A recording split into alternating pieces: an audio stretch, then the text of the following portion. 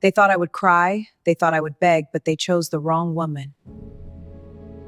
There's a particular cruelty that arrives wrapped in celebration. Most people know what Christmas morning looks like. The lights, the tree, the particular warmth of a house that has been prepared for something joyful. But there's a version of that morning that looks exactly the same from the outside and is something else entirely on the inside. On December 25th, in a house in Atlanta, Georgia, a woman who was 8 months pregnant sat on a living room couch surrounded by her husband's entire family and was handed an envelope. Not a gift, not a card, an envelope containing divorce papers that had been prepared in advance by an attorney, signed by her husband, and delivered on Christmas morning with the particular timing of people who believed that the holiday would make her too emotional to respond with anything except tears. She opened the envelope. She read the documents. She looked at the room, full of people who were waiting to see what she would do. And then she did something that none of them expected. She asked for a pen. She signed every page. She handed the documents back. And she said, quietly and without a single tear, that she hoped everyone had a wonderful holiday. Then she stood up, walked to the bedroom, packed a bag, and left. 90 days later, not one of the people in that room was still smiling. Stay with me, because what this woman did in those 90 days is one of the most precise and quietly devastating responses to cruelty that this channel has ever had the privilege of telling. Before we go any further, let us know in the comments where you are watching from. We would love to hear from you. And if you're not already subscribed to Behind the Lie, hit that subscribe button right now and turn on the notification bell so you never miss any of our upcoming videos. Now, let us go back to the beginning.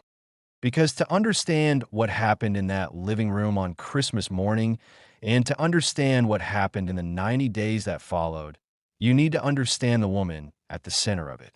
You need to understand where she came from and what she had built and what kind of person she was before any of this happened to her. Because the story of what Vanessa did after Christmas morning only makes complete sense when you understand who Vanessa was before it.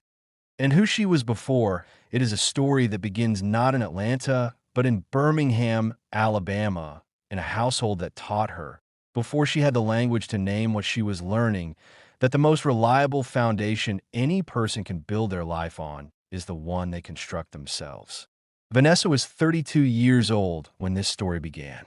She had grown up in a working-class neighborhood in Birmingham, the eldest of 3 children raised by a mother who worked as a home health aide and a father who drove long-haul trucks and was home on weekends when the routes allowed. She was the first person in her immediate family to earn a 4-year university degree, which she had done at a state school in Alabama on a combination of academic scholarships and income from a part-time job she held for all 4 years without missing a single shift. She had followed that degree with a CPA certification that she passed on her first attempt while working full-time at a small accounting firm in Birmingham.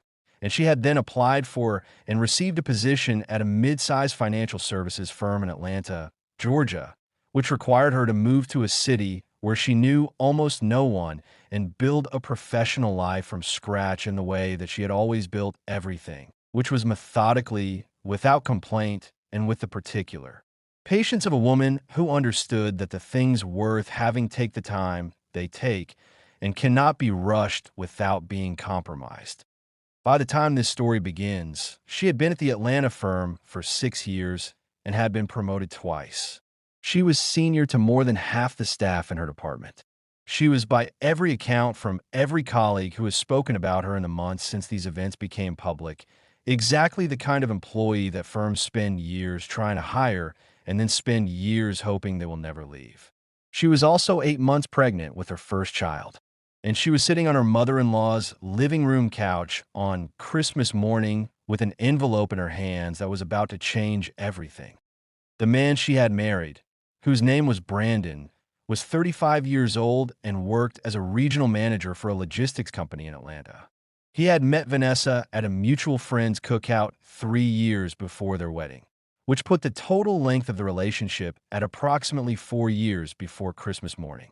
He was presentable and socially skilled and had pursued Vanessa with the kind of steady, consistent attention that she had found, after several years of less reliable men genuinely appealing. He remembered things she told him. He showed up when he said he would. He called when he said he would call. He met her parents and made a good impression on her father, who was not a man who gave good impressions easily, and he had done it without apparent effort, which her father had commented on afterward as the thing that distinguished him from the previous men her daughter had brought home. They had married after 2 years of dating in a ceremony that was modest and warm and full of the particular happiness of two families deciding they were going to be a good fit.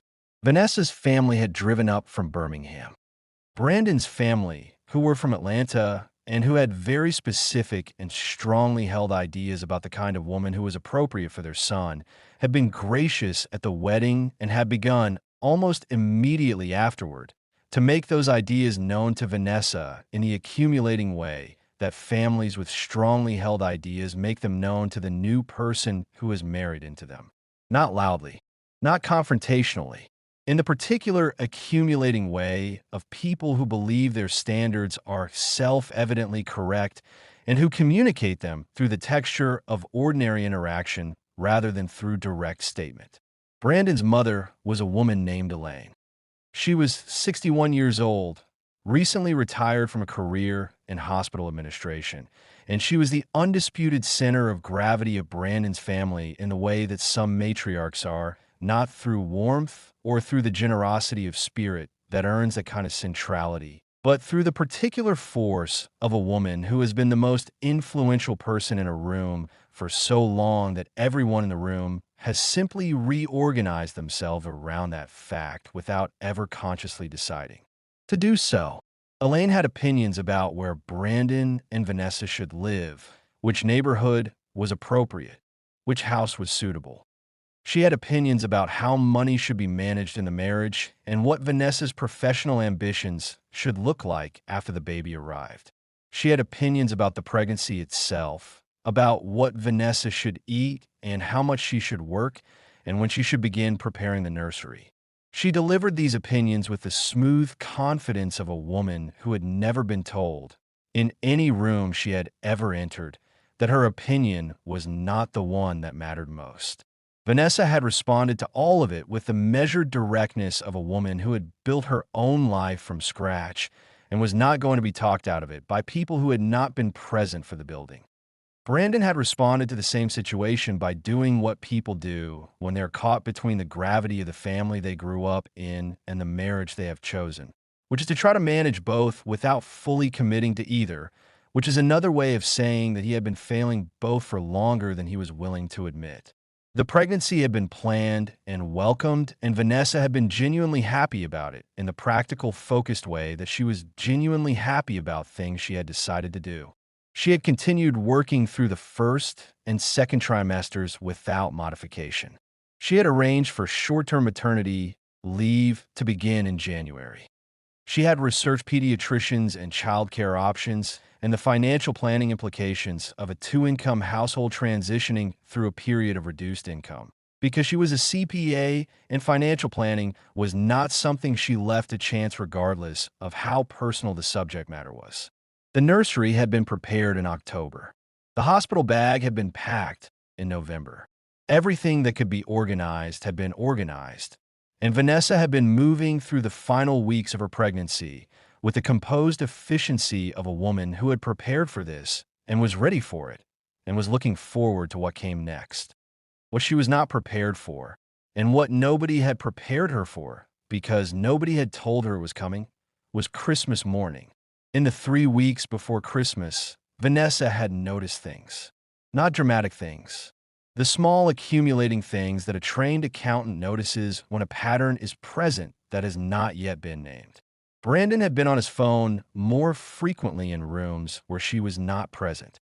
He had been coming home consistently, but arriving distracted in a way that was different from the ordinary distraction of work. His mother had called twice in 1 week, which in itself was not unusual, but which had produced on both occasions a version of Brandon after the call that was slightly different from the version that had been in the room before it. Vanessa had been cataloging these observations in the part of her professional mind that was trained to notice when incoming data does not match the existing model. And she had been telling herself, with more effort than the telling usually required, that she was reading too much into things. That the heightened sensitivity of the final weeks of pregnancy was producing patterns where there were none. That she was imagining the particular quality of deliberateness in Elaine's voice when she called. That the distraction was work and not something else.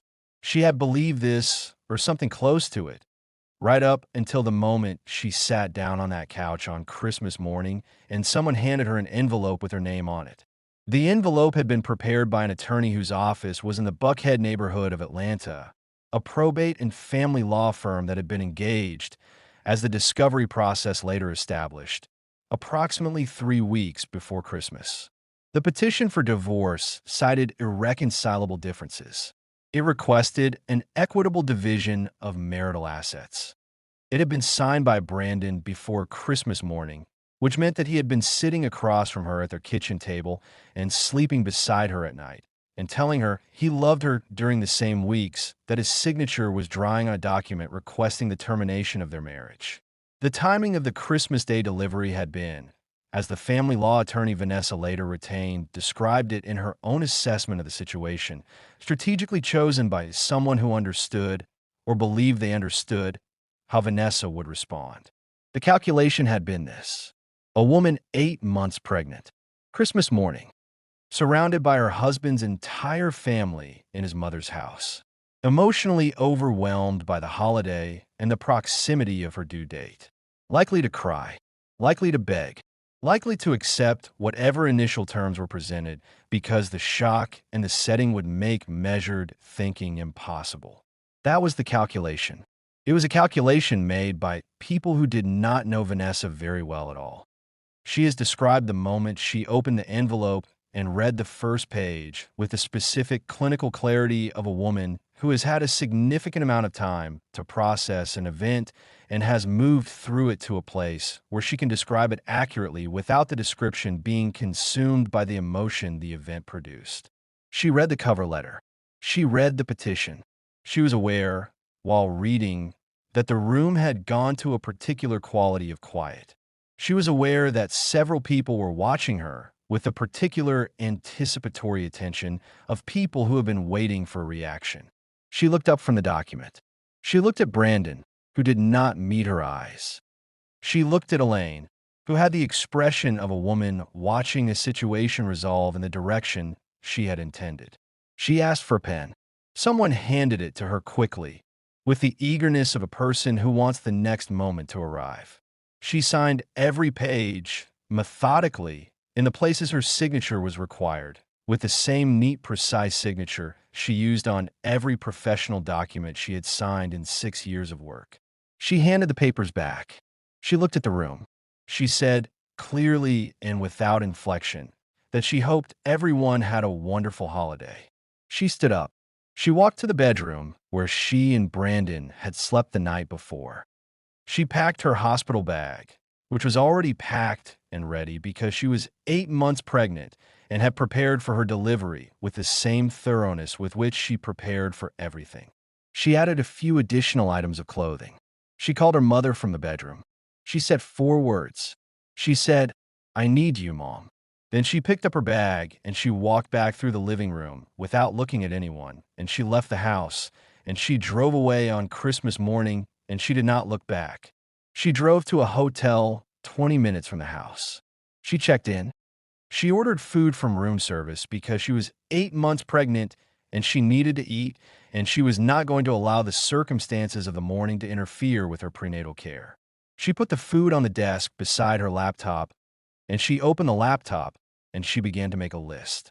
Not an emotional list, a financial one, because Vanessa was a CPA and she understood, with the specific clarity of someone who had spent 6 years professionally analyzing financial situations for other people, that what had happened to her on Christmas morning was not only an emotional event.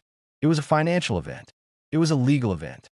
It had financial and legal dimensions that could be addressed, and the most effective time to begin addressing them was immediately, before the other party had time to consolidate whatever position they believed they had established. She listed every joint account, every shared financial instrument, the mortgage on the house they owned jointly, the equity that had accumulated over 2 years of payments, the investment accounts they had opened together, Brandon's pension from his employer, to which she was entitled to a portion as his legal spouse under Georgia law. She listed the vehicles. She wrote down the name of a family law attorney she had looked up 2 weeks earlier, when the pattern she had been cataloging had reached a threshold that she was no longer willing to dismiss as imagination. She had looked up the attorney not because she had decided she needed one, but because she had been trained to prepare for contingencies. And she had been trained to prepare for contingencies because she was a CPA who had grown up in a household that could not afford to be unprepared for anything. She had the name written down. She called the attorney's office on December 26th and left a message. The attorney called her back at 8 in the morning. Vanessa had already been awake for 2 hours. Here is what most people who hear this story focus on: the divorce proceedings, the asset division, the child support, the legal mechanics of what happened over the 90 days between Christmas morning and the point at which not one person in that living room was still smiling. Those things are real and they matter, and we're going to cover all of them. But before we get there, you need to understand something that Vanessa had discovered approximately 3 weeks before Christmas. In the period when she had been telling herself she was imagining the pattern she was detecting. Because what she had found 3 weeks before Christmas was not what Brandon and his family thought she had found. It was not evidence of an affair. It was not texts or photographs or the kind of personal discovery that drives most of the divorce stories you have heard before.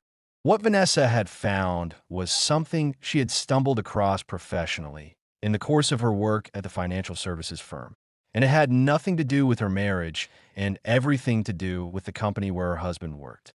She had been reviewing a set of transaction records for a client file when she encountered a configuration of financial data that triggered a pattern she recognized from a case her firm had handled 18 months earlier.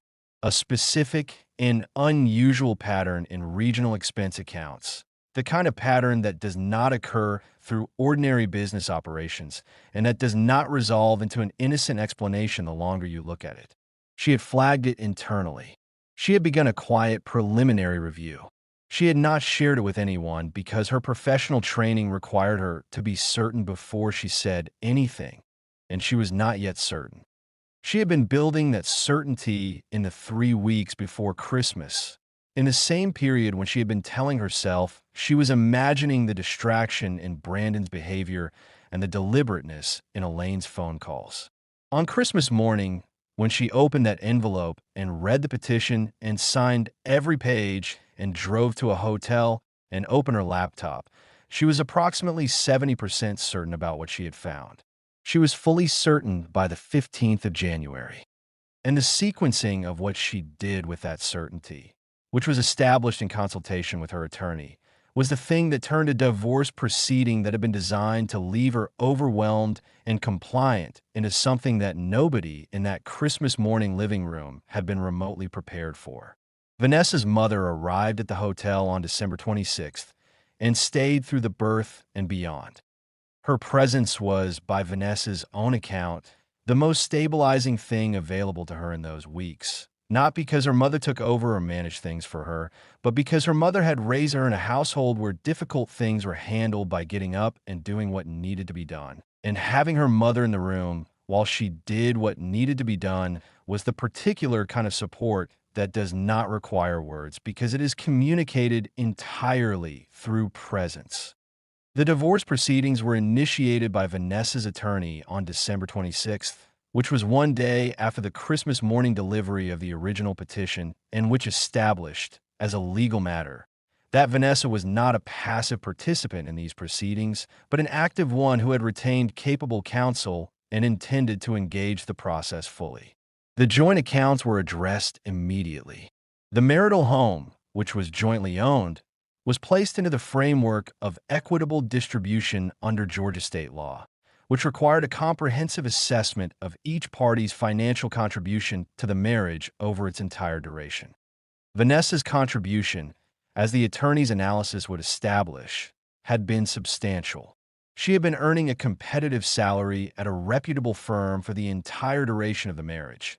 She had contributed to the mortgage. She had contributed to the investment accounts. She had contributed to the household in every financial and practical sense that Georgia law recognizes and protects. The settlement framework that was beginning to take shape by early January was not the framework that Brandon's attorney had been working from when the Christmas morning plan had been designed. The Christmas morning plan had been designed around the assumption that Vanessa would be too overwhelmed to engage effectively. It had not been designed around the assumption that she would have retained her own attorney within 24 hours, that she would have a comprehensive list of shared financial assets prepared before she had finished her hotel room dinner on Christmas afternoon, or that she was sitting on information that was about to change the entire context of the proceeding in a way that nobody on Brandon's side of the table had any way of knowing was coming. Vanessa's daughter was born on the 31st of January, 6 days before her due date, in a hospital in Atlanta where her mother had been staying since December 26th. Her mother was in the delivery room. Two of her closest friends sat in the waiting area outside. Brandon had been notified by Vanessa's attorney, as required, and he came to the hospital. He waited in the same waiting area as Vanessa's friends. Nobody spoke. When the birth was confirmed and the information passed through to the waiting area, Vanessa's friends embraced each other. Brandon sat alone. He has said, in the limited statements he has made since these events became public, that sitting in that waiting area was the first time he fully understood what he had done. Not what his mother had planned, not what the attorney had drafted, what he, Brandon, had done, which was to participate in the delivery of divorce papers to his pregnant wife on Christmas morning in a room full of his family, some of whom had laughed. He has said that understanding arrived in the waiting area while he was alone and his wife was in a delivery room without him, and his daughter was being born into a situation he had created. He has said arrived with a weight he had not expected. He has not elaborated on what he did with that weight. He has not elaborated on much. The baby was healthy. Vanessa named her Charlotte, independently and without consultation, having notified Brandon's attorney in advance that she would be exercising her right to name the child, and that the name she had chosen would appear on the birth certificate. She brought Charlotte home to the apartment she had rented in early January, an apartment her mother had helped her furnish over 2 weeks while they waited for the due date. It was 3 miles from the house she had left on Christmas morning. It was on the 4th floor of a building with a good security desk and a parking garage and a playground visible from the living room window. Vanessa had chosen it with the same thoroughness with which she chose everything, and she had signed the lease with the same neat, precise signature she had used on the divorce papers, and she had moved into it with her mother's help in Charlotte's crib in the corner and a work-from-home setup in the second bedroom that she had been using since late January, because she had gone back to work part-time from home on February 5th, when Charlotte was 5 days old, because her clients had deadlines, and she had a child to provide for her, and she was not the kind of woman who waited for the right moment to get started on what needed to be done. Now, let's talk about what Vanessa had found in those transaction records. Because by January 15th, she was certain, and the reports she filed on that date, and in the days immediately following, are the reports that changed everything. The pattern she had identified in the regional expense accounts that flowed through the logistics company where Brandon worked as a regional manager was, in the technical language of financial compliance, consistent with a scheme that financial professionals describe as expense account manipulation, specifically the inflation of regional vendor payments through a series of transactions that, viewed individually, appear within normal parameters, but that, viewed in aggregate and in context, describe a pattern of deliberate misappropriation. This is not a rare scheme. It is in fact one of the most commonly detected forms of internal financial misconduct in mid-sized companies, and it is detected most often by people like Vanessa, trained professionals who know what the pattern looks like, because they have been trained to find it, and because they have seen it before. According to widely published data from the Association of Certified Fraud Examiners, asset misappropriation schemes of this type account for the majority of occupational fraud cases reported annually in the United States. with a median loss to organizations running into hundreds of thousands of dollars and the median duration of the scheme before detection running to over a year. Vanessa had found a scheme that had apparently been running for considerably longer than a year. She had found it because she was good at her job. She had reported it because she was legally and professionally obligated to do so. She had reported it with the sequencing her attorney recommended because sequencing matters in situations where the timing of disclosures has implications for ongoing legal proceedings. The reports went to her firm's compliance officer. They went to the relevant regulatory contacts her firm maintained.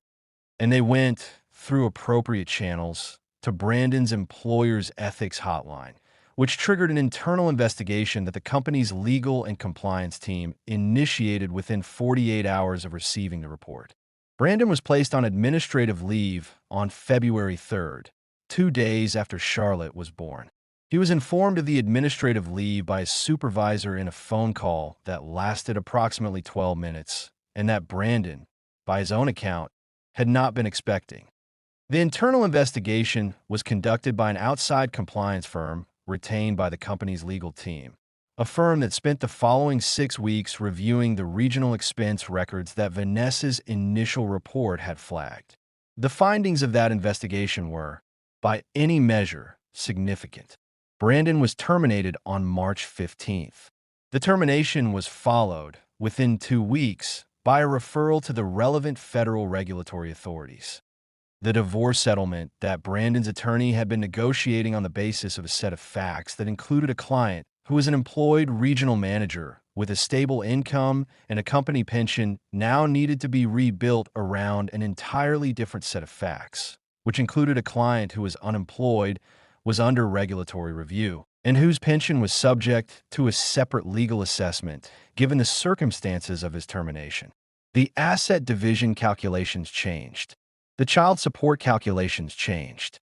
The entire financial picture of the proceeding that Brandon's side had been working from had to be revised, and the revision did not produce results that were favorable to anyone who had been smiling on Christmas morning. Elaine called Vanessa on March 17th. It was the first time she had called her since Christmas Day. She had prepared remarks.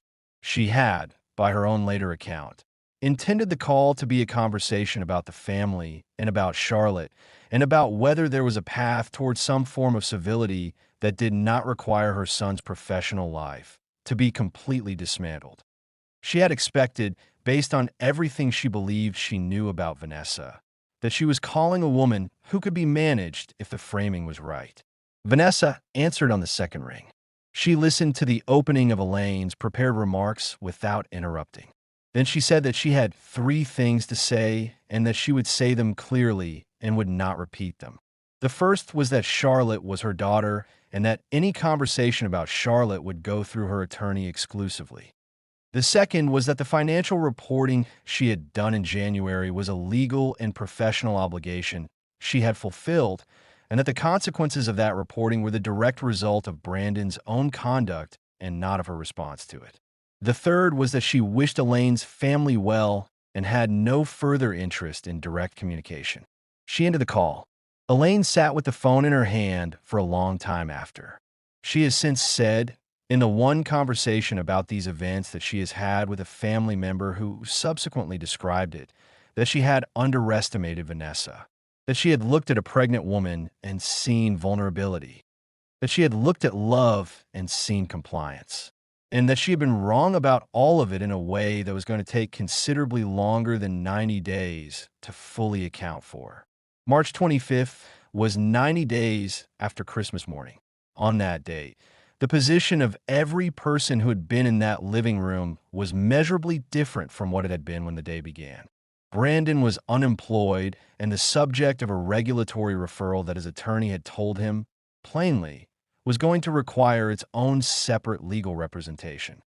The marital home was in the process of being sold under the equitable distribution order, with Vanessa receiving her share of the proceeds, including the 2 years of mortgage contributions she had made as a working spouse. The child support order had been calculated and signed by a Fulton County judge on the basis of Brandon's prior income, with explicit provisions for review as his employment situation was resolved. The legal fees that Elaine had agreed to cover for Brandon had reached a level that required her own financial planning to absorb, and the absorption was not comfortable. Two members of the Christmas morning family had reached out to Vanessa privately in the preceding weeks with messages of apology, not with any expectation of response, but because they had been living with what they had participated in for 3 months and found they could not continue living within silence. Vanessa had read those messages. She had not responded. She had been busy. Charlotte was 8 weeks old and was, by her mother's account, doing everything she was supposed to be doing at 8 weeks and several things she was not supposed to be doing until considerably later. Vanessa had been offered a promotion at her firm, which had observed the quality of the financial reporting she had produced in January with the professional admiration that organizations reserve for work that is both technically excellent and personally costly to produce, and she had accepted it. She was back in the office full-time.